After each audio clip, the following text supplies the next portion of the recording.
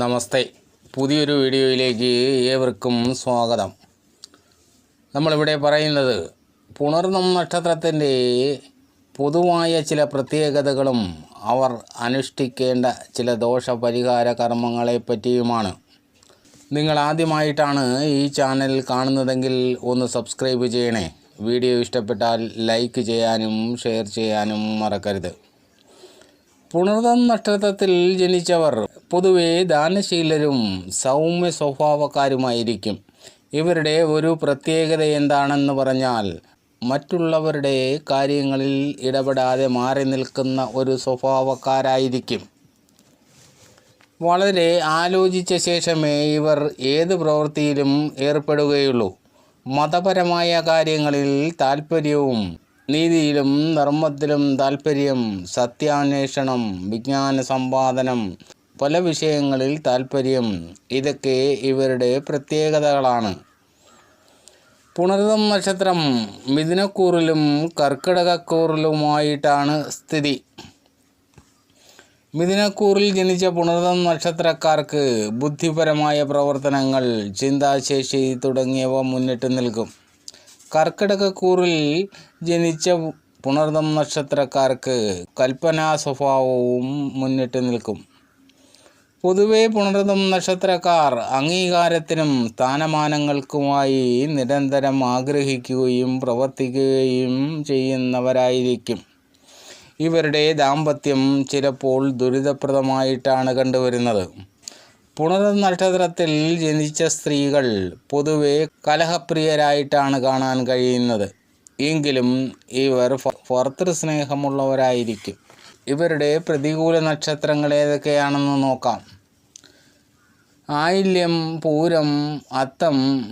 മിഥുനക്കൂറിൽപ്പെട്ട പുണർന്നം നക്ഷത്രത്തിന് മകരക്കൂറിൽപ്പെട്ട ഉത്രാടം, തിരുവോണം, അവിട്ടം നക്ഷത്രങ്ങളും, കർക്കിടകക്കൂറിൽപ്പെട്ട പുണർന്നം നക്ഷത്രക്കാർക്ക് കുംഭക്കൂറിലെ അവിട്ടം, ചതയം, പൂരുരുട്ടാതി തുടങ്ങിയ നക്ഷത്രങ്ങളും അശുഭകരങ്ങളാണ്.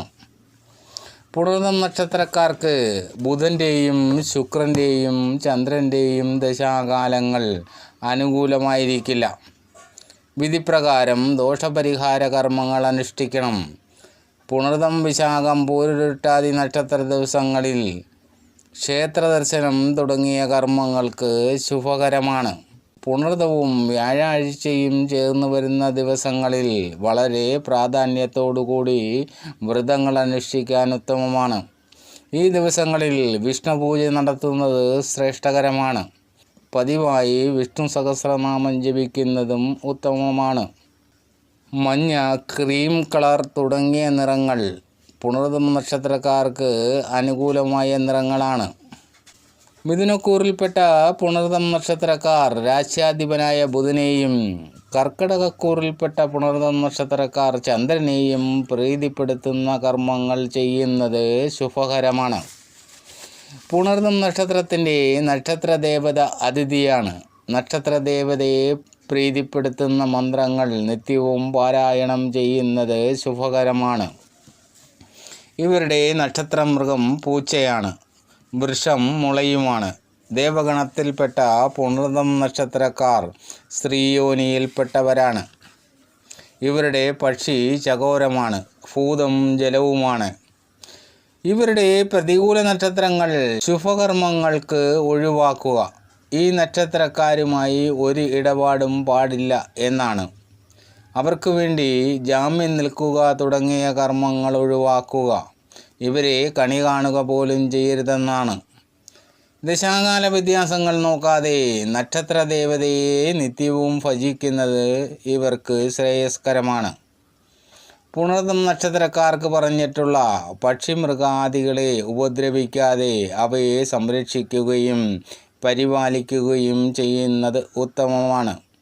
അതേപോലെ തന്നെ നക്ഷത്രവൃക്ഷത്തെ പരിപാലിക്കുന്നതും ശ്രേയസ്കരമാണ്.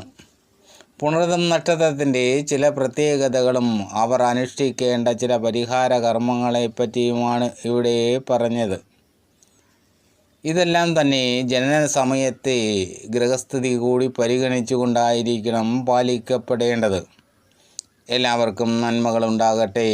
ആദ്യമായിട്ടാണ് ഈ ചാനൽ കാണുന്നതെങ്കിൽ ഒന്ന് സബ്സ്ക്രൈബ് ചെയ്യണേ.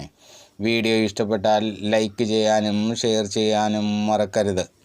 അടുത്ത വീഡിയോ കാണും വരെ നിങ്ങൾക്കെൻ്റെ നമസ്കാരം.